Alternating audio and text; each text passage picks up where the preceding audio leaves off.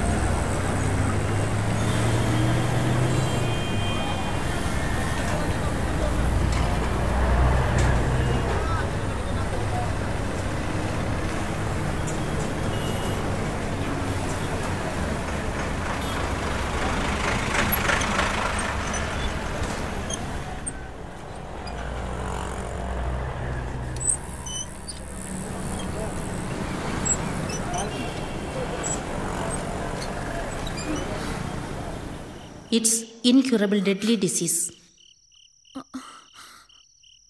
ഇനി ഇത് മറ്റൊരാൾക്ക് പകരാതിരിക്കാൻ ശ്രദ്ധിക്കണം. എന്തു പറ്റി?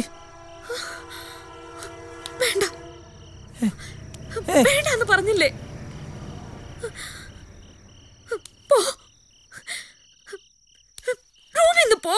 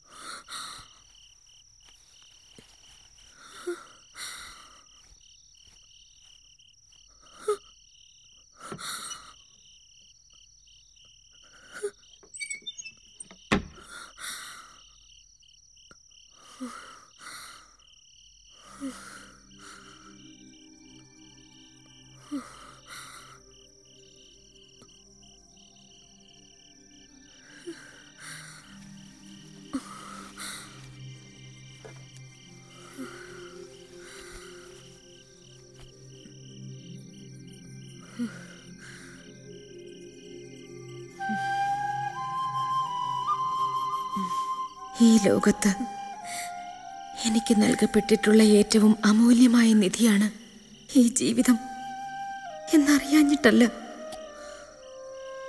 ഒരു എയ്ഡ്സ് രോഗിയായി മറ്റുള്ളവർക്കൊരു വിപത്തായി കല്ലേറുകൊണ്ട് ജീവിക്കാൻ വയ്യാഞ്ഞിട്ട.